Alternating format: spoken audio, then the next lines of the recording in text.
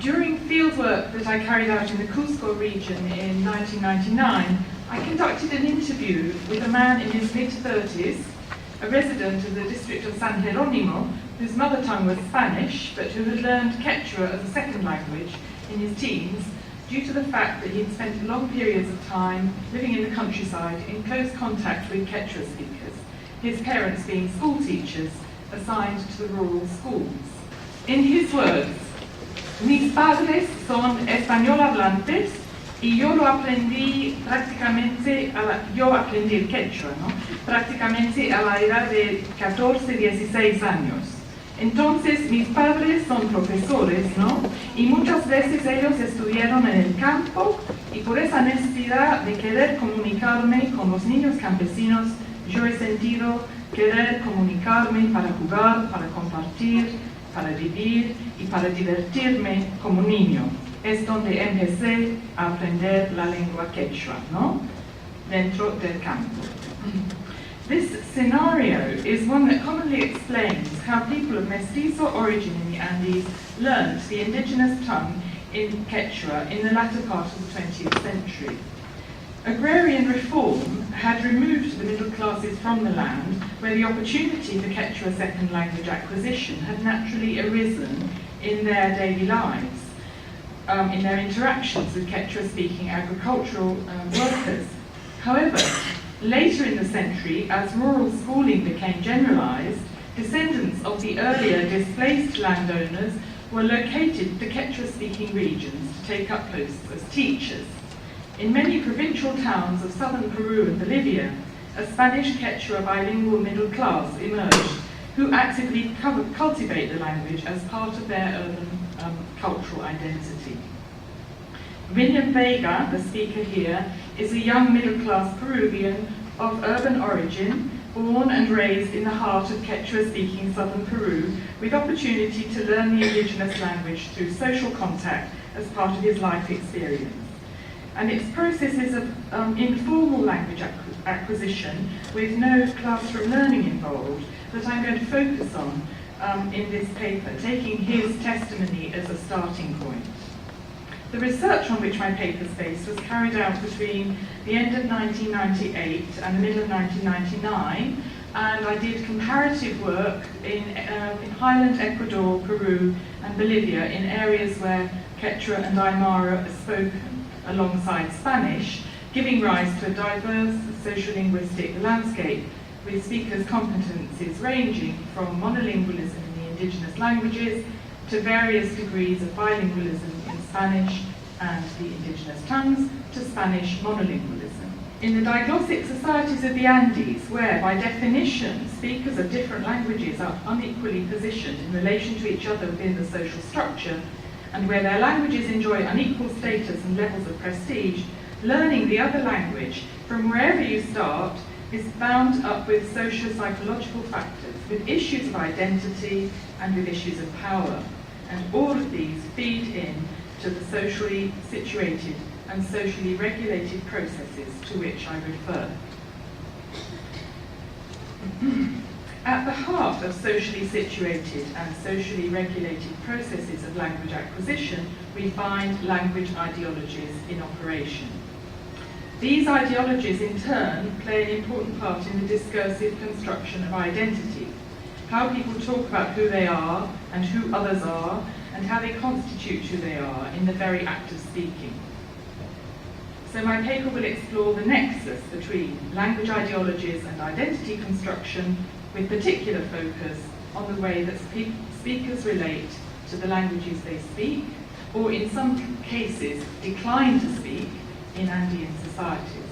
I expected as an analyst that the verbal discourse resulting from semi-structured interviewing would be largely representational.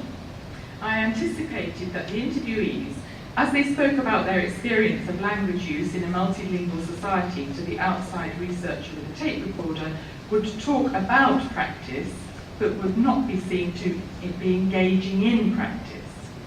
However, as it turned out, the semi-structured format gave the interviewees freedom to develop an interactive style where the process of representation of the practices I asked them about also incorporated relational and identificational functions of discourse.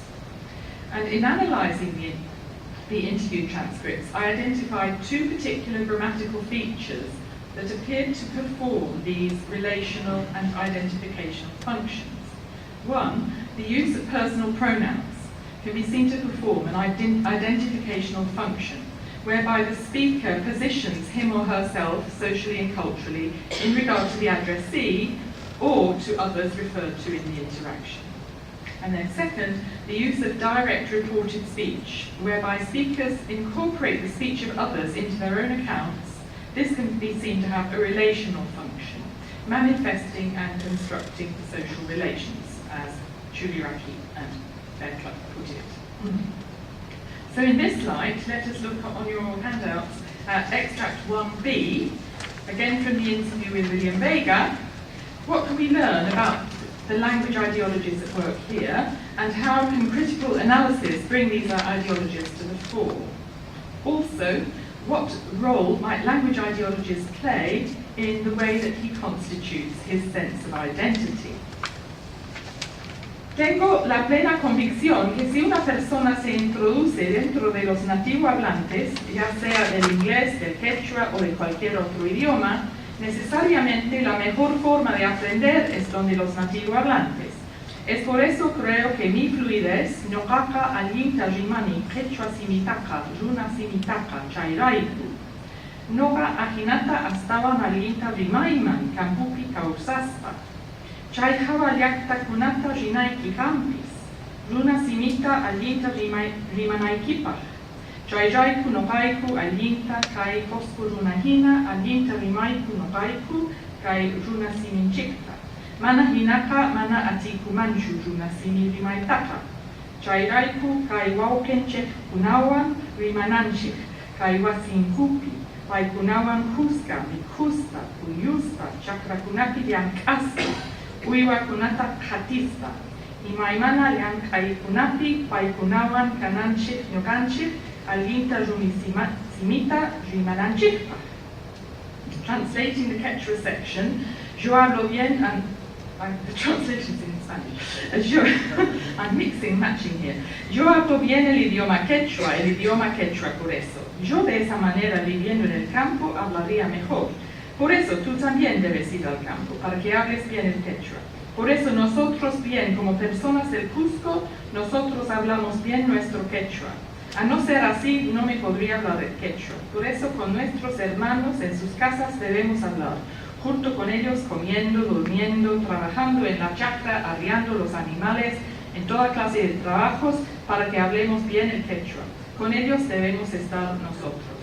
Here it's important to know that Quechua makes use of two first-person plural markers on the pronoun and on the verb, depending on whether the we includes the addressee or whether the we refers only to the group of people that the speaker is associating with and not including the person spoken to. So it'd be we but not you, or all of us. This distinction has the potential to play a boundary marking role in the discursive negotiation of identity, as you can see here. The speaker initially uses the exclusive form, nogaiku, rimaiku, we speak but not you. And then he shifts in line 9 to the inclusive we in the noun phrase, kairuna siminchikta, this our Quechua language. So what he's actually done there, he's produced a lack of person agreement between the subject and the predicate. He says we speak using the exclusive, and then he says our Quechua language using the inclusive. From this, that would get a red mark if you know. If I were marking the exam paper, that would get a red mark. So from this point on, his references to the native speakers with whom he proposes to speak the language are constructed using the inclusive we, evoking a sense of fraternal identification with the campesino group. He says, for example, at line 10, Waupenchek punawan rimananchik, tenemos que conversar con nuestros hermanos. And he's also, in doing that, in using the inclusive we, he's including me as interviewer addressee. So what triggers The shift in position with regard to the speakers of the other language, signalled by the switch from the exclusive to the inclusive first-person plural. One possibility would be to attribute the change to a lack of linguistic or cultural competence on the part of the second language learner.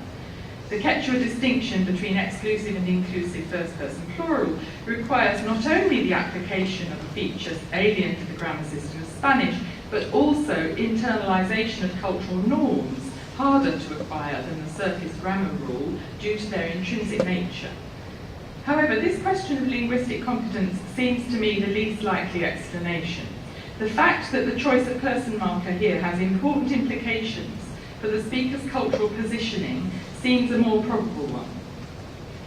In his initial use of the exclusive in the verb phrase rimaiku no haiku, the speaker aligns himself with all Quechua speakers, including the rural community, from which he nonetheless distinguishes himself culturally. And he excludes from that group the interviewer addressee. By moving to the inclusive plural, he breaks down this divide, grouping all Quechua speakers together in an undifferentiated way. His unstable grammatical usage may be attributed to an ambivalent sense of self-positioning on his part. Whether and where to trace the cultural boundary between himself as an urban Cusqueño, the native speakers whom he locates in the rural area, and with whom he expresses solidarity while asserting cultural distinctiveness from them, and the European interviewer who belongs to neither of these spheres. Ambivalence in the use of the pronoun we, as here, was a recurrent feature of the interview transcripts. Acquisition of Spanish by mother tongue speakers of Quechua or Aymara has invariably been a painful process. On the one hand, formal teaching methods were traditionally very deficient.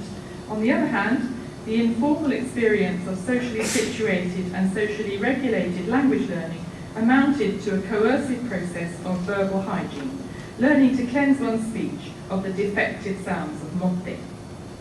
Acquisition of Quechua by Spanish speakers is usually down to life opportunities, although increasingly it is taught in the formal education system, as we all know, have been hearing today, where learning is an option and down to choice rather than socially regulated obligation. My examples have focused then on the informal learning that goes on at the cultural interface, sometimes willingly entered into, sometimes resisted, sometimes imposed, always infused with a measure of ambivalence due to the ideological weight of the colonial past and due to the implications for identity. If I learn your language, to what extent do I become like you? To what extent does that learning process mean leaving behind something of what I am? To what extent can that learning help me to become a new, more complex me, without compromising the position from which I started out? I believe still little enough research has been done for us to be able to answer these questions with full confidence. And yet it seems to me crucial to consider them, not only in order better to understand Latin American social linguistic reality, but also as teachers and learners of Latin American indigenous languages, wherever we stand in the social and geopolitical spectrum.